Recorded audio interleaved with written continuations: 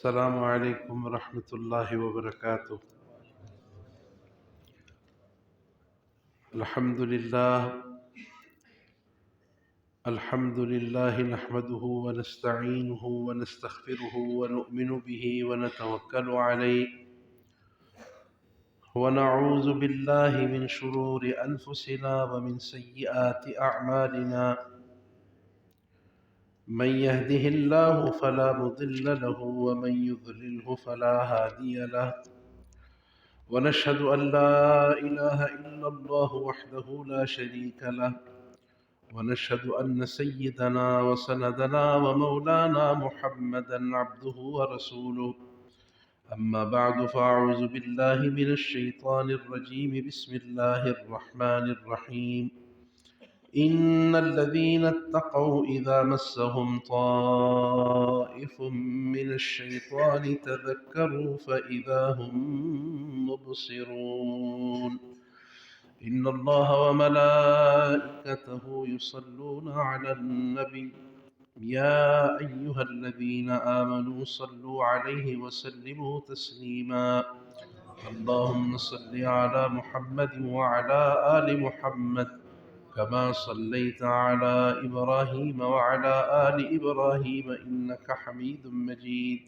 اللهم بارك على محمد وعلى آل محمد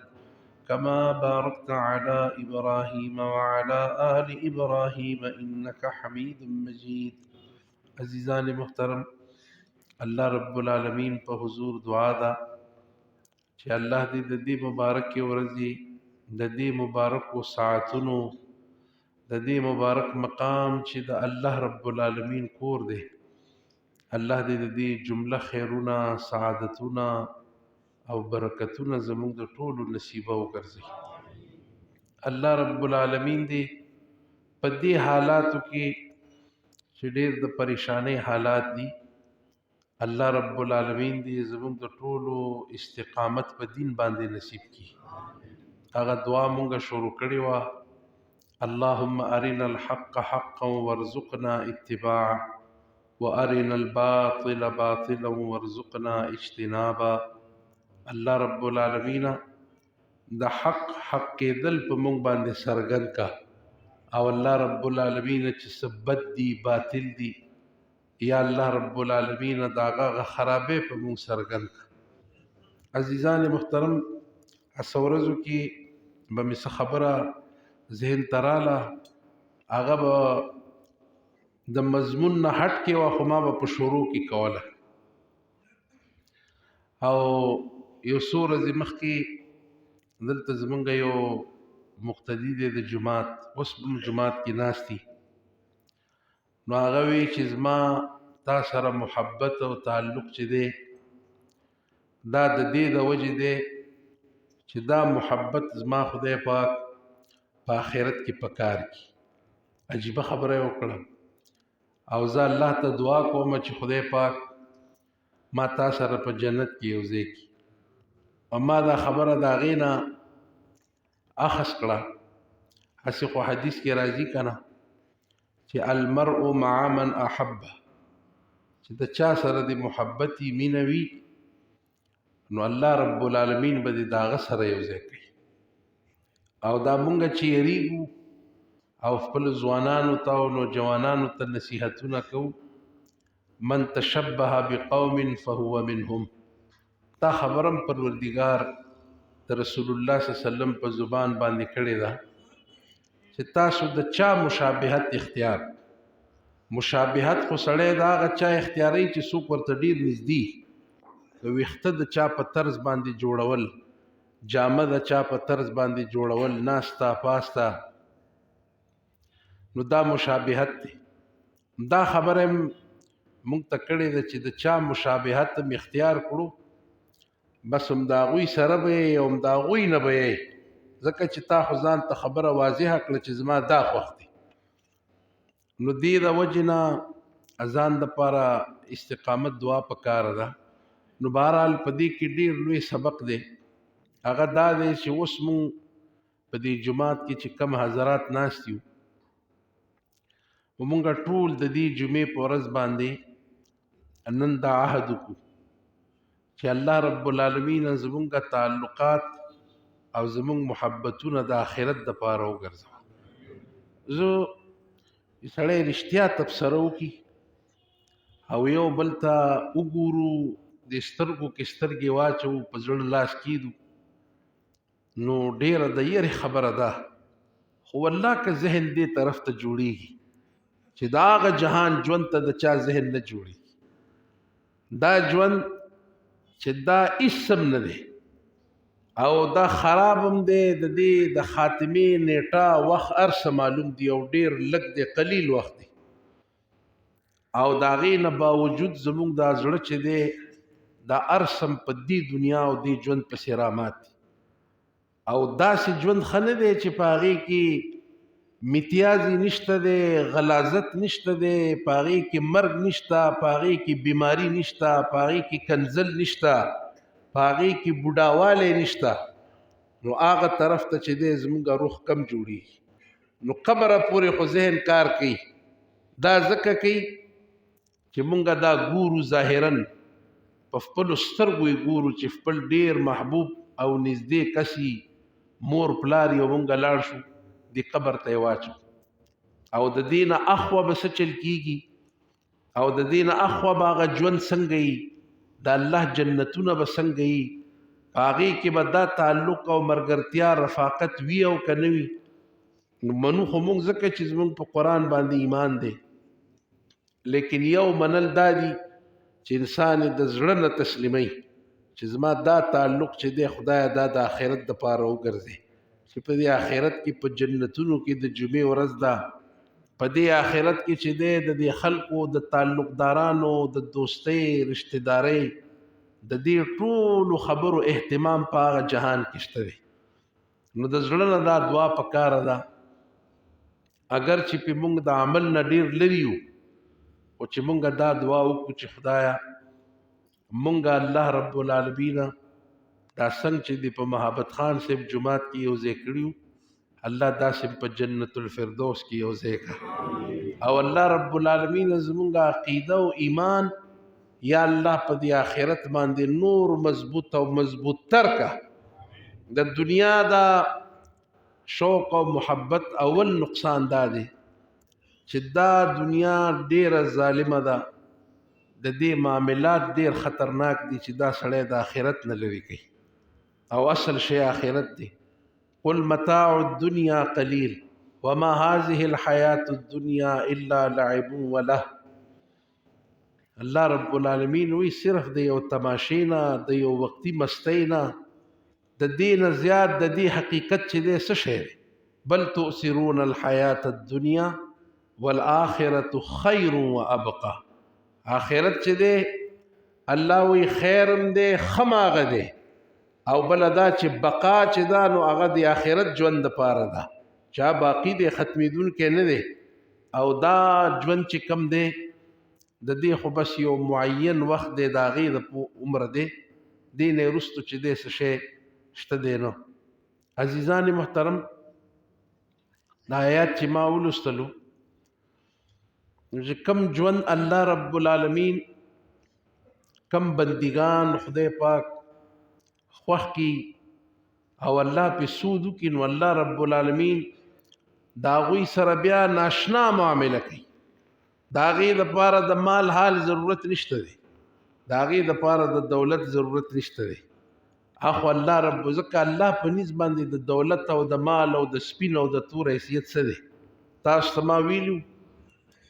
رښتیا خبره دا ده چې دا 5-6 فوټه بدن دی او دې مونږ پروردګار نه پردي کړي، دا مونږ خدای ته نه پرېږدي.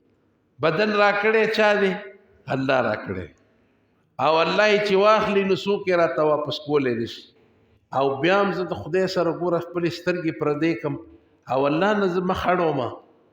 دا زمونږ ټولو کې غټ نقصان دی، او دا حقیقت دی چې دا شته دی. کم سړی شیشې ته ودرېږي هغه دا خیال کوي چې په دې دنیا جهان کې که څوک ښایسته دی نو هغه زه یم، بل څوک ورته په دې کې نه ښکاري. تاسو ته ما ویلو نوح علیه السلام سپي ته خالي غوسه وکړله، سپي ته مخې له راغی او بدموره غوندې سپی و، نوح علیہ السلام ډیر غوسه شو، یره دا موره مخ دې لرې که زما نه خوښه. نو ګوره الله ورته سپی ګویا. دا دومره لوی تعلیم دی چې په سړیتوب ګرځه. الله خلقو ته وایي دا تعلیم دی د دې خلقو دپاره، د مخلوقاتو دپاره چې په ځمکه ګرځي نو په عاجزۍ او په انکسارۍ باندې ګرځه، په تکبر او په غرور باندې مه ګرځه، ستاسو حیثیت نشته. نو ګوره الله رب العالمین ورته سپی ګویا.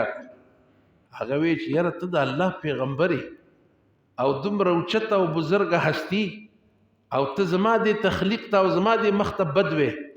او ای نوح علیه السلام ته خبر یې او که نه ته په دې پوهې چې دا مخ او دا صورت ماله چا راکړی؟ دا خو ماله الله رب العالمین راکړی، نو ته د الله تخلیق ته څنګه بد وې؟ نو اخو نوح علیه السلام، نوح علیه السلام به جړاګانې په دې باندې چې زما د خولې نه ګوره داسې غټه خبره ووته. ما الله تخلیق ته چې دی نو ما سپک وکتل، دې ته عاجزي وایي او تواضع وایي. دام دا خبره مونږ دلته کړې وه. موسی علیه السلام نه ورغومې بې درکه شو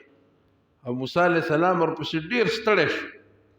دومره ستړی شو چې کم کم ځایونو ته ورپسې لاړ ورسېد. تاسو وګورئ په دې کې څومره لوی تعلیم دی چې سړی ورته غور وکړي. موسی علیه السلام را پیدا کړو، پیدا شو، په غېږ کې اوچت کړی دی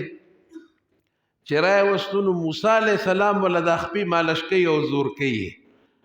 او زړی ورته راډک دی په دې ورغومې باندې چې ته ستړی شو، ته بې درکه شوی وې، ځای د نه خطا شوی او لاره نه وه، نو ته نن ډېر ستړی شو. دا څومره عمل دی؟ دا دومره عمل موسی علیه السلام وکړو. الله رب العالمین ورته وحی وکړه چې ستا په دې ادا باندې د الله ډېره مینه په تا باندې راغله چې تا د الله د مخلوق سره مینه او محبت وکړلو. دې ته وایي چې سړی رواني تواضع عاجزي هم دې ته وایي چې سړی دې خوا هم ګوري او سړی اخوا هم ګوري او نظر دې دپاره کوي چېرته مانه څوک ازار نشي او که څوک مظلومي چې په هغې باندې هم زما نظر لاړ شي. عزیزان محترم، والله رب العالمین د نیکانو او د پاکانو دا واقعات چې سړی اوري، الله د دې نظام نظار شم چې هغه د تور او د سپین او د غریب او د مالدار فرق نه دی کړی. الله رب العالمین خو د بنده وفا ګوري چې د الله د ذات سره څومره ده، بس دا خبره کافی ده. الله رب العالمین د هغه بندګانو خپل صفت بیانوي. ان الذين اتقوا اذا مسهم طائف من الشيطان تذكروا فاذا هم مبصرون. دا واقعات چې مونږ اوس وایو نو ورسره په زړه کې دعا کوئ که دا دومره غونتې سهولت او دا دومره مهرباني پروردګار په مونږ باندې وکړله، بس په ایمان چې بیړه پار ده. الله صفت د خپلو هغه بندګانو ښیي. کم خلک یریږي به هماغه سړی چې قرآن ابتدا کې وایي که نه ذالک الکتاب لا ریب فیه هدی للمتقین. د دې نه هر سړی هدایت نشي حاصلولی، هغه سړی به حاصلی چې د الله یره یې په زړه کي، د الله محبت یې په زړه کي، جستجو او طلب یې په زړه کي چې دې قرآن ته کیني، هغه سړي ته به دا فایده ورسي. نو الله رب العالمین د خپلو هغه بندګانو صفت بیانوي چې زما هغه بندګان چې د الله وایي زما نه یریږي، چېرته داسې وشي چې دوی دا شیطان دوی ته څه وسوسه راشي، شیطان یې خطا کړي، یو بد عمل طرف ته چې دی هغه مایله کړي او بوځي. والله رب العالمین فرمایي د دې وسوسې نه د دې رغبت نه پس په ده کې زر د الله یره راوچته شي، زر یې الله وایي سترګې کلاوي شي چې نه نه نه نه دا څه کوي، دا کار زه چېرته کولی شم، پروردګار مې ویني، الله مې ګوري، او کاش چې دغسې یره او خوف او کاش چې دغسې مینه او محبت دا زموږ په زړه کې پیدا شي چې سړی یو عام ځای ته ځي، عدالت ته پیشۍ له ځي، یو غټ سړي سره ملاویږي نو په سړي باندې ټینشن، په سړي باندې کیسي نو سړی پریشانی. او دا عقیده چې دا سر کې ما وویله چې د آخرت طرف ته زموږ دا عقیده کمزورې ده، هغه وجه دا ده چې دا خبره خو یقیني ده، دا زمونږ ایمان مونږ چې په دې قرآن کې عهد اخلي د دې خبرې اخلي. مالک یوم الدین، مالک یوم الدین د کمې ورځې مالک دی الله رب العالمین. دلته به درته نه ښکاري، دلته در سره ګزارم کوي،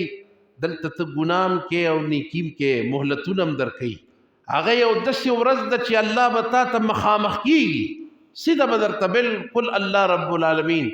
الله به تا ته مخامخ، یعنی ته به الله ته مخامخ کېږي، الله رب العالمین به رامخې ته شي.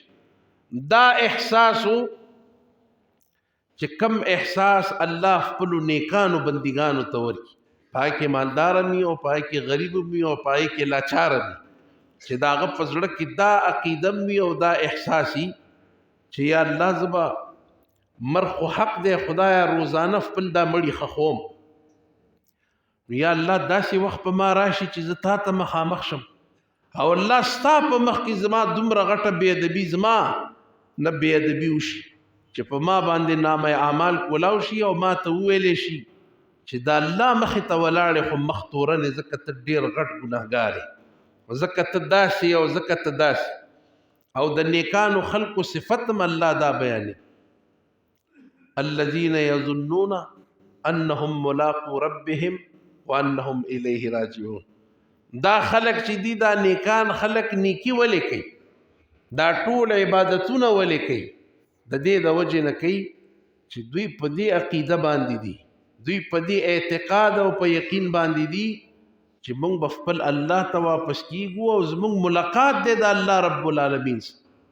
او په داسې حال کې خپل پروردګار ته میلاو شو چې په موږ باندې د نافرمانی اس قسمه اثر دی. زمونږ کتابونو د یو نوجوان واقعه لیکلې ده، یعنی ماشوم خو ورته نشي ویلی خو د ماشوموالي نوجواني وه، د بلوغت ته رسېدلی و. وایي چې مورې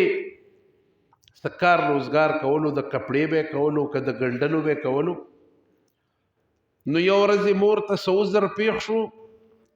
په خپل ځای باندې دا خپل ماشوم ولېږل، ورشه په فلانکي کور کې دا هغه زنانه ته دا کار وله مونږ کړی دی، جامې م ګنډلي دي، دا ورته حواله کړه. نو وایي چې هغه ماشوم لاړو او دا کتابي خبره ده، کتابي مونږ هغې ته وایو چې څه سند موجود وي، علماو لیکل کړي، محدثینو لیکل کړي. نو وایي چې هغه کس هغه ماشوم ځوان چې لاړو، هغه زنانه چې په دې ماشوم باندې نظر پرېوتو نو دی ډېر ښایسته و، نیت یې ورته خراب شو. دا خبره دې یادوي چې یاره مانه نشي بیا دا کوم. دې کې مې یو خبره را یاده شو، په دې جومات کې په دې کمره کې یو ځوان خوبرو ډېر ښایسته هلک دلته دې کمرې ته راغی. وایي چې مولوي صاحب زه تا له راغلی یم او ما دپاره څه وظیفه، څه دعا، څه لاره طریقه راته وښیه، ډېر بد ګیر شوی یم. چې ولې ګیر شوی؟ شرمېدو، ځکه احساس دې ګناه کې سرخوړلی غټ کار دا دی چې دې کې ګوره هېڅ نشته وقتي لذت دی، وروستو د دې دا شرمونه پټول او وروستو د دې دا نقصانات پټول، دا سړی د سړیتوب او د هر څه نه وباسي، نه پښتو پاتې شو او نه د پلار نیکه نوم پاتې شو. نو هغه وایي چې مولوي صاحب داسې یو زنانه سره زما تعلق قایم شو چې زنانه چې دی د هغې د طرف نه زور او رغبت دا زما طرف ته، زنانه واده کړې ده، زنانه واده کړې ده، خاوند یې چېرته مسافر دی، په دې پی سی هوټل کې هغه ماډرن او لیبرل سیدي دا راټول شوي، انساني حقوقو والا راټول شوي او د زنانو د حقوقو والا راټول شوي. نو بس هغوی یک طرفه دا بمباري چې دا په سړو کوله چې په دې وطن کې بس ظلم دی، نو ظلم دی، نو دا په دې ښځو باندې دی، بیا او بس په سړو پسې خبرې چې سړو دا وکړه او سړو دا وکړه. اوس خدا خبره زه په عرض کې کوم چې الله رب العالمین دې ناراضه نشي، خو د سړي نه خو یې بیخ بنیاد وویستو. په دې بازار کې تاسو وګورئ دلته څومره ماشومانان دي چې د 10 کالو د 8 کالو دي دا دلته په دې دکانونو کې مزدوري نه کوي مزدوري کوي که نه په 50 روپۍ او په 20 روپۍ او په 30 روپۍ نو دا د ماشوموالي عمر دی چې دی چېرته په یو پسته غېږه کې ناست وی د شربتونه څکلی او د فروټونه خوړلی دا د چا اولاد دی لیکن ته وګوره ځکه دی نارینه دی نر دی نو چې نر دی نو د 10 کالو په دې کور کې دی څوک نه پرېږدي ځکه څوک شته نه نو دا د 7 کالو ماشوم چې دی مور سړک ته راویستی دی مصري خانې ته او روډ ته یې راویستی دی چې بچي اوس دا خواري کول دي دا به ته ګټې نو ما هغه زنانو ته ووایي چې د سړو پسې چې تاسو خبرې وکړئ د 10 کالو نه د ډیوټي شروع ده د 10 کالو ویښته به یې سپین شي ږیره به یې سپینه شي کور بوج دی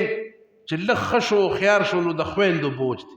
زمونږ د پښتو وطن دی خویندې ودول اسان کار دی په ایمان درته وایم په دې وطن کې دومره خلک دي زمونږ په دې جومات کې دي چې 3 خبرې را سره وکړي نو په 4 منټ پکې زور نه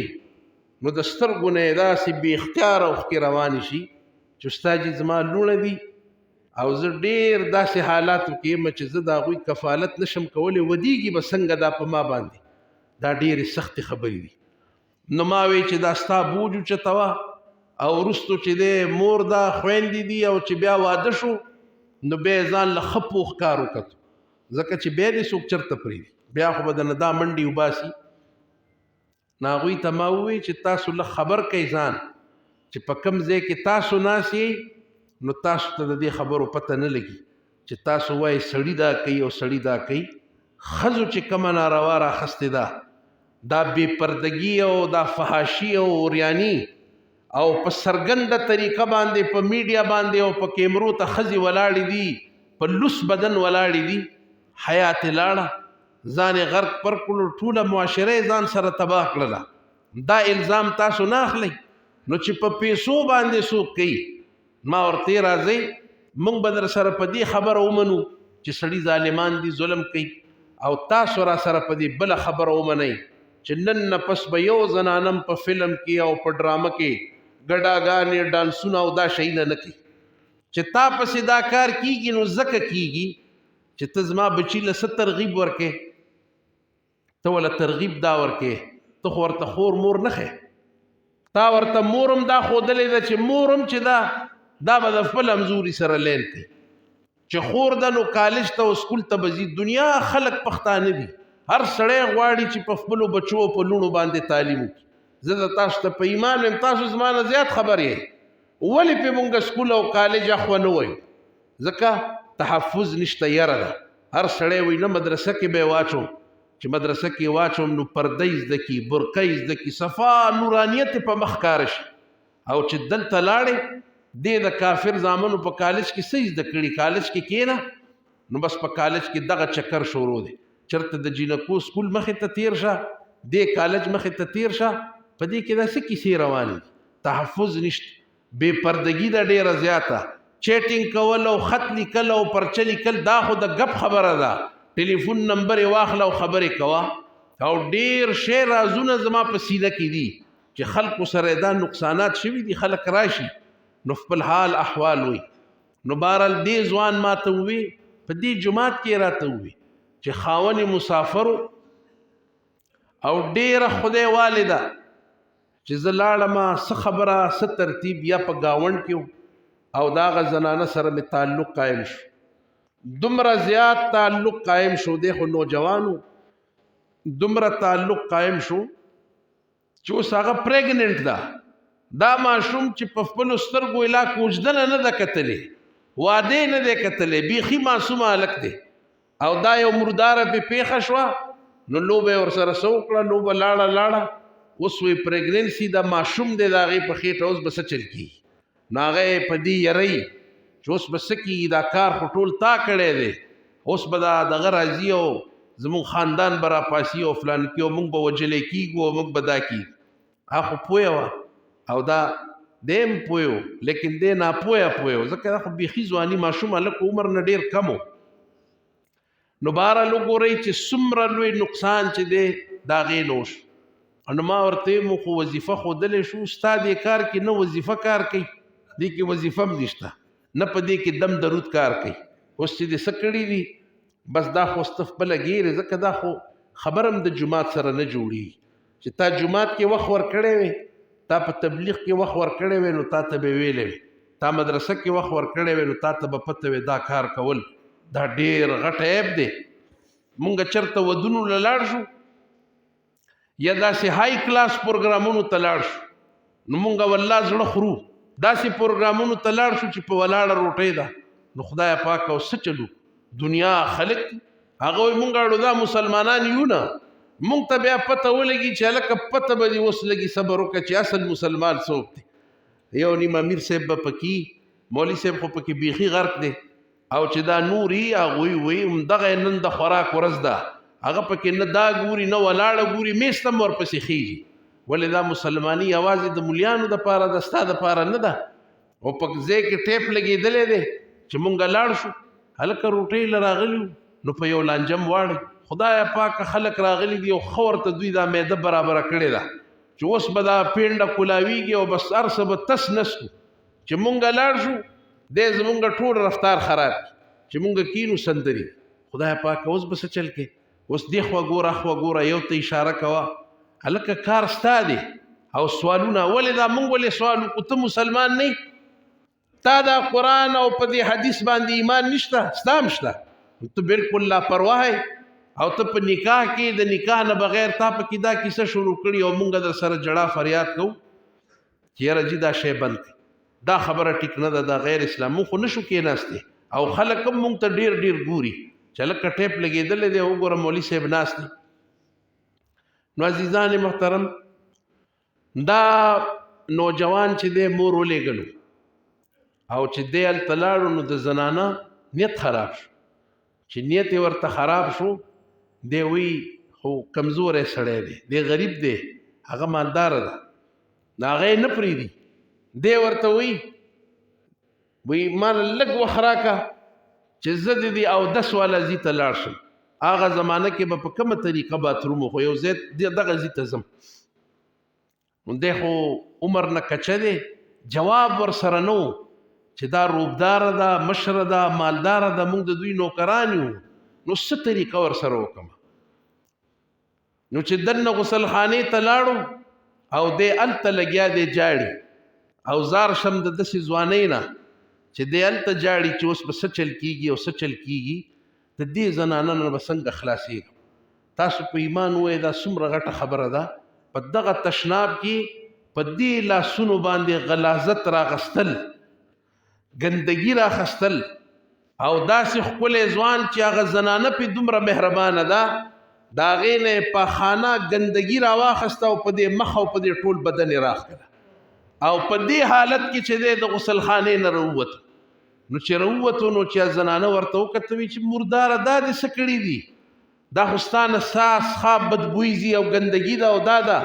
زر لرې کېږه وځه چې بار راووتو نو زر لاړو اولې ولامبل او جاړي وایي چې یا الله زه ستا نه ډېر یېرېږم وایي الله زه ستا نه ډېر یېرېږم نو زمونږ کتابونو لیکلي دي چې په خدای قسم چې د دې هلک نه به د مشکو خوشبو تلله د مشکو نو په لاره کې په جومات کې په مدرسه کې په سبق کې هر چا به ورته وي هلکه دا کومه خوشبو تا لګولې ده هغه به والله حرام دی کومه خوشبو لګولي نو بهرحال دا راز به یې چاته نه ښودو آخر چا مجبوره کړو په خپل استادانو کې یو مشر مجبور کړو چې حال به ماته وی چې دا څه چل دی نو هغه ورته حال وي چې اسم مې نه دي کړي بس دغه کار مې کړی او هغه ګندګي ما ولګوله د کرکې شی و لیکن بهرحال د هغه عمل نه پس چې دی اوس خدای پاک دا حالات ما سره کړي دي چې زما نه خوشبویانې ځي او خوشبو رانه د مشکو ځي ګورې ډېره مختصره او وړه خبره ده دغه یو آیات دی یو رسول الله صلی الله علیه وسلم ته یو صحابي راغی او وی یا رسول الله صلی الله علیه وسلم یو خبره راته وکړه یو خبره چې بس زما دپاره کافي بس یو خبره چې دا نصیحت واخلمه مطلب یې دا و چې بس دا هر څه پکې راټول شي رسول الله صلی الله علیه وسلم ورته څه وی قل آمنت بالله ثم استقم بس وی دا یو ډله در کوم. حالکه وی صحابو تعجب کو چې ټول اسلام او ټول دین به په یو خبره کې څنګه راشي. ته ساده سړی دا خو دې سپاري قرآن دی. هغه وی نه یو خبره راته وکړه چې بس دا ټول کار برابر شي. رسول الله صلی الله علیه وسلم ورته دا نسخه وښودله. نو دې قل آمنت بالله کې سراله په دې کې ټول ایمان سچي دي، قرآن دی، انبیاء دي، ختم نبوت دی، رسول الله صلی الله علیه وسلم تعلیمات دي، دا ارس چې دي دا پاغې کې راله چې ته ووایا چې ما ایمان د الله رب العالمین په مبارک ذات باندې راوړو او بس په دې خبره باندې ټینګ قائم ودرېږه او په دې استقامت اختیار. څومره وړه خبره ده. دا بیا د دې یوې جملې نه وتلي شاخونه دي. ثم استقم بیا څه شی دی؟ بیا لکه دا ځوان چې دی دا استقامتو چې په داسې ځای کې چې یو مالدار حال وال په هغه ځای کې د زنا دعوت ورکولی کېږي او د الله په دې محبت او په دې یره کې ته وګوره چې دی لاړ شي په ځان باندې ګندګي. دا به د چا په ځان باندې سوچ شي؟ نو ګندګي په ځان راښکله چې د لرې لرې پورې امکان پاتې نشي چې زه دا غلازت او دا ګندګي وکړم. دا خو د عمر رضی الله تعالی عنہ د زمانې واقعه ده او دا یو ځوانو هغه ته یو زنانه دعوت ورکړو. نو هغه وی زه الله رب العالمین محفوظ ساتلم. نو هغه به دا آیات وی ان الذين اتقوا اذا مسهم طائف من الشیطان تذکروا فاذا هم مبصرون. دا غزوان وی پلار ته وی چې دای زنانه ماته داسې خواهشات ظاهرول او ته وګوره دا آیات مې په دې دماغو کې راغې د الله یره خوف راته رامخکې شو او ما د هغې نه ځان وساتلو، ما د هغې نه تېښته وکړله. عمر رضی الله تعالی عنہ یعنی الله ورته وښودلو چې ګوره داسې بختور خلک شته. عمر رضی الله تعالی عنہ چې راغی خو مړ شوی و، ما ته هم د جنازې سوال جواب ونه کړو. هغوی ورته وي چې ډېر ناوخته و د شپې د دې د وجې نه تاسو ته سوال جواب ونه کړو چې تاسو به په عذاب شئ. عمر رضی الله تعالی عنہ چې پلار ته دعا کوله گویا چې د دې آیات مصداقو ولمن خاف مقام ربه جنتان او اما من خاف مقام ربه ونهى النفس عن الهوى فإن الجنة هي المأوى. دا زمونږ چې کوم په دې جماعت کې ناس ځوانان دي دا د دوی دپاره نصیحت دی. دا هیڅ ګټه ترقي نه ده. څوک وایي په فخر وایي ما د جینکو سره لین دین دی، زه چیټینګ کوم. ستا کور کې خور نشته، ته څنګه د چا کور ته په بده سترګه ګورې؟ د چا کور ته اوړېدل، د چا عزت ته سترګې اچول معلومیږي دا ته بې غیرته شوې. ته د اوسې تاسو ته ما ویلي وو دا ګورې زه د پښتو هغه نه ویم چې تاسو وایئ چې مولوي صاحب په جومات کې د داوس کنځل کوي. دا هغه دیوس دی چې په حدیثو کې دا نوم یادېږي. هغه سړی چې په خپل حمیت غیرت او په شرم کار نه او هغه ناست یو سړی لوڼه خویندې لري او په حجره کې ډمې ګډوي. یو سړی په کور کې بچي شته او په حجره کې هغه اجړاګان ګډوي. اجړاګان دا ولې؟ نو په ده باندې هېڅ قسمه دا بعضې خلک چې دي هغه ولا خالی دی لذي ویره جی بیا خپه کېږي واده دی او ویلي بېګاله به زمونږ کور کې پروګرامي تراشه. تاسو داسې اورېدلي؟ ما اورېدلي. هلکه ته ولې تلی وې؟ ویره جی بیا یې ګیله کوله او زه خپه کېږم. تا به په دې ګیلو باندې بیا خدای پرېږدي. هلې په څه نه وجه کې چې دی تا په ځان باندې دا نحوست تاري کړلو. دا خدا نه خواسته د دې بدو معاملاتو دا اثرات او نقصانات دي. نو عمر رضی الله تعالی عنہ وی ستا دی زوی له به الله 2 جنته ورکوي. 2 جنته دته به الله دومره غټې حصې ورکړي ځکه د ننګ کړی دی، د هغه د خوف د خشیت او د یرې نه دا ګناه نه ده کړې. په ده باندې به الله ډېر مهرباني. نو عمر رضی الله تعالی عنہ قبر له لاړو، په قبر یې ورته دعا کوله. وی چې د دې قبر نه کرامتن آواز واورېد. عمر رضی الله تعالی عنہ ته پته لګېده چې د هغې نه کرامتن آواز واورېدو چې امیر المؤمنین واقعي ما ته الله رب نه چې زه ډېر په ښه حال کې یم، په دومره ښه حال کې یم چې الله ما له هغه 2 جنتونه راکړي. نو داسې حال کې انسان مړ شي چې په انسان باندې عیب او ګناه او په انسان باندې نقصان نه. عزیزان محترم دی خلکو چې ستړي کړي دي نو د دې د وجې نه کړي دي چې هغه هوښیار خلک وو، هغه دانا وو. هغوی ځکه دانا وو چې هغوی ته پته وه 50 د شپېتو د 80 کالو ژوند دی، نیم به د ډاکټرانو د اکسرو په دوایانو تیریږي. ځکه چې دلته سړی میچور شي نو 40 سال 35 سال کې چې میچور شوي تا ته د دې 35 او د 40 نه پس وخت څومره پاتې دی. یو سړی موږ په دې جماعت کې ناست یو او یو په دې کې تیار یو، راځئ چې خپله نیټه ځان ته وښیو. زه تاسو ته ښکاره وایم زه چې دا خبره سوچ وکړم په خوله نه راولم، یریږم ساه مې وځي، خو دا خبره حقیقت نه دی چې مولوي صاحب زما پلار او ستا پلار قریشي صاحب دا 80 کالو په عمر کې مړ دی. تاسو موږ ته خپلې نیټې نه دي معلوم. مولوي صاحب چې ته د 40 وې ستا پلار په 80 کالو کې مړ دی، یا به ته مخکې ځې او که نه بونس به یې 15 کاله پس به مړ شي. داسې نیت ولې نه کوئ؟ راځئ چې دا زړه روچت کړو چې کم سړی ناست دی هغه د کارکولیټر او حساب کتاب راوالي او بیا ته دا غم او زړه خورا چې 20 کاله راته پاتې دي، دا ټولې مزې چې زه پې دوکه شوی وم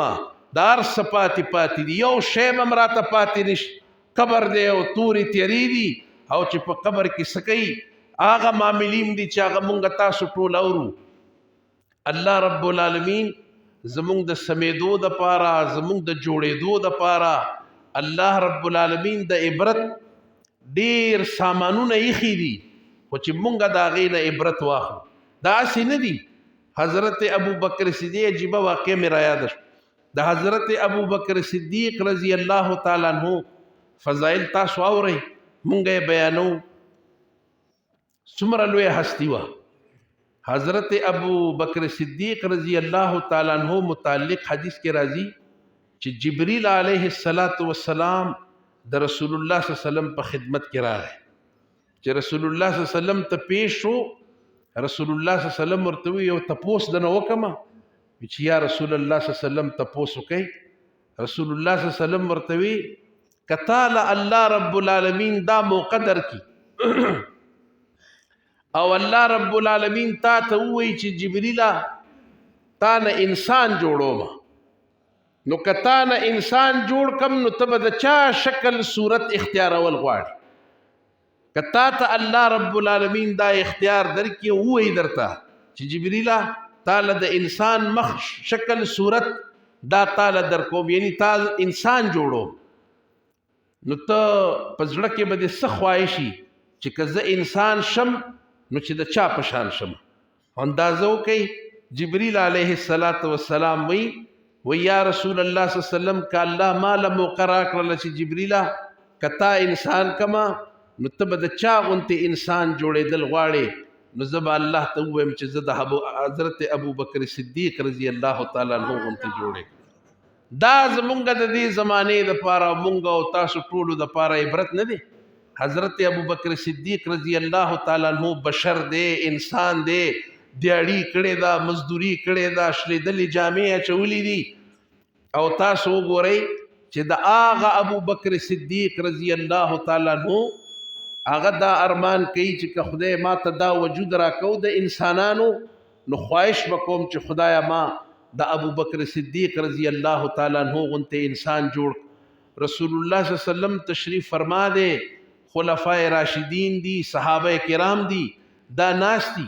او پدی کې ګوري حضرت بلال حبشی رضی الله تعالی عنہ راغی. خبرې پسې خبره روزي. دا تشریحات ز پدی وجه کوم چې دا د نن سبا د زمانې ټولې خبرې امدادي. خپکیږو به نه. د نن سبا زمانې چې مونږ ګورو پخوا به غریبانان او عاجزان چې وو دا په دې منځ او په اودس کې او په دیندارۍ کې ډېر تکړه. دا جومات به دوی آباد ساتلی او خلکو به د خانانو پسې خبرې کولې. وایي دا خانان دي، لوی خلک دي، پرېږده مړه دوی جومات سره څه کار. لیکن د اوس زمانې چې غریب تا وکتو، غریب هغه شرمول راخستی دي چې مالدار یې رستو پریښي دي. مالداره په صفونو کې ښکاري لګیا دي، په تبلیغ کې ښکاري لګیا دي، لیکن معلومیږي دا چې یو د غریبي ده اسم خوارې او بل دی ورپسې ځان ښه خوار کړو. دا خو به د قیامت د ورځې پته لګي تاسو ته مونږ ویلو 50,000 سالو یو ورځ ده چې سړی ولاړی دی خپل حساب او کتاب ته لا حساب کتاب نه دی شروع د 50,000 کالو یو ورځ ده داسې ساډوبي ده او روانه ده چې کومه ورځ نه د رسول الله صلی الله علیه وسلم د دور نه واخله تر اوسه پورې تاسو خیالي مونږ اوس هم وایو چې څه کم 1500 سال شوي دي داسې مونږ وایو 1450 سال د رسول الله صلی الله علیه وسلم د مبعوث کېدو نو د الله په نسبت باندې د 1500 سال حساب څه دی یو نیمه ورځ د الله په نسبت یو ورځ د 1000 کالو ده نو که د هغې په حساب وګورئ لا یو نیمه ورځ چې دی دا یو نیمه ورځ چې دی دا تېره شوې ده نو اوس تاسو حساب وکئ چې هغه ساډوبي د 50,000 کالو ورځ الله وایي چې کم لاچاره دی کم عاجزه دی د پسې نور څه نشته دی لور دی اره ده دغه سامان چینې سټک دی دا پروت دی الله وایي تا په دې غریبۍ صبر وکړلو تا ګناه ونه کړلو تا ناشکري ونه کړله 1500 کاله مخکې به د بل په مقابله کې جنت ته لیږم بس ته د دې وړې بورۍ سره مخامخ شه چې خدای ډېره غریبي مې تېره کړله کوټه سسېده الله حالات خراب خو خدای ما ګناه نه ده کړې ما نه د چا بنګلې ته کتلي دي نه مې د چا ګاډي ته خپل هغه روزۍ ته به مې کتل چې بس څه ماته میسر وه په خپل محنت الله به درته په دې سله کې 1500 کاله مخکې دی جنت ته لیږي کین دی په دې پوه نه دی نو اوس ته وګوره بلال حبشي رضی الله تعالی عنہ ټول عمر غلامي ده ستړي دي مزدوري ده غربت دی دومره یو ډېرې چې په دې لاس کې راشي دومره کجوري ورسره رسول الله صلی الله علیه وسلم وکتلې وی دا کجوري دې څه دپاره ایښي دي وی یا رسول الله صلی الله علیه وسلم دا مې د دې دپاره ایښي دي چې یو ورځ دوه مې پې ښه تېر شي د سبا دپاره مې ایښي دي چې لږ مې جمع کړي دي ځکه لوږه به وه داسې فاقې وي چې یو کجوره به د 2 صحابو په منځ کې تقسیمېده یو کجوره به په 2 تقسیمېده نو هغه وی یا رسول الله صلی الله علیه وسلم دا مې د دې دپاره ایښي نو رسول الله صلی الله علیه وسلم د حضرت بلال دپاره دومره دنیا سود نشوله وی ته غواړې چې د جهنم د دې اور دا لمبې تا ته راورسي هغه وی یا رسول الله زه نه غواړم زما داسې کجورې نه دي پکار چې په هغې باندې الله خفه کېږي نو اندازه وکئ دا هغه بلال دی کجورې ورسره نشته غریبي ده او رسول الله صلی الله علیه وسلم غوندې هستي ناسته ده ټول خلفای راشدین صحابه کرام ناست دي او په دې کې حضرت بلال حبشي رضی الله تعالی عنہ راغې رسول الله صلی الله علیه وسلم استقبال وکړو استقبال دا ټول صحابه حیران دي رسول الله صلی الله علیه وسلم ورته وفرمایل چې تاسو ته پته شته دی چې دا تاسو ټول چې دلته کم ناست د هر چا نه به مخکې جنت ته بلال د هر چا نه مخکې به دا تور بلال حبشي چې چا په دې مکه کې د سردارانو ځان سره په خوا کې نه پرېښودو او دلته محمد رسول الله وی دی به د ټولو نه مخکې جنت ته ځي نو حضرت بلال حبشي رضی الله تعالی عنہ په سوچ کې پرېوتو چې رسول الله صلی الله علیه وسلم داسې جمله استعماله کړه لکه چې ځان هم پکې حساب کړو نو هغه وی یا رسول الله صلی الله علیه وسلم وی دا تاسو چې څه خبره وکړله لکه چې ستاسو نه به م زه مخکې جنت ته ځمه رسول الله صلی الله علیه وسلم فرمایل بالکل بلال تب زمانه مخکې جنت ته ځې ولې د هغې وجه رسول الله صلی الله علیه وسلم بیان کړه چې په کومه مبارکه سورلۍ به رسول الله تشریف فرمایي د هغې هغه مبارک پړی به وي او پړی به د چا په لاس کې دا به د بلال حبشي رضی الله تعالی عنہ په لاس کې نو ظاهره خبره ده چې کم سړی سورلۍ راکاږي بوزیه خو مخې ته وي یعنی تبه د رسول الله د سورلۍ نه مخکې په دې شان باندې او په دې معنا تبه د محمد رسول الله صلی الله علیه وسلم نه مخکې چې د جنت ته داخليږي عزیزان محترم دا ټول زمونږ د پاره سبقونه او تعلیمات دي الله دې په موږ ټول ته توفیق عمل نصیب کړي بس خطبه ختم شوه یو گزارش د تاسو ته کومه دا د دې سو میاشتو نه بلکې زه دا خبره کوم او خدای شته دی ډېر د یرې نه کومه چې دا څه حالات چې تاسو وینئ ګورئ دا ډېر خراب او خطرناک او کله کله به داسې چې په تاسو کې به یو سړی انفرادي عمل کوي او د هغه د برکت او د دعا به خدای په موږ سره د اسانۍ معامله کوي لیکن تعلیم دا دی چې هر یو کس چې دی په ایمان الله ته متوجه کېدل غواړي، قرآن شروع کوي، سبقونه، اذکار، تعلیم او دینداری اختیار کوي. باران نشته دی، بالکل باران نشته، دا ټول پیښور ورته مختورن دی. مولیان ورته سو کی دومره دعوی به مونږ نشو کولی، زمونږ تاړو یقین او اعتقاد نشته دی، مونږ کمزور یو او الله مونږ ته ښیي چې دومره تاسو بیکاره شوئ. یو سړی به راووتو، یو سړی د رسول الله په زمانه کې په تیرو امتونو کې او داسې بارانونه به خدای پاک ورول. اوس ټول امت لګیا دی د پیښور ټول آبادي وګورئ او هغې کې ګوره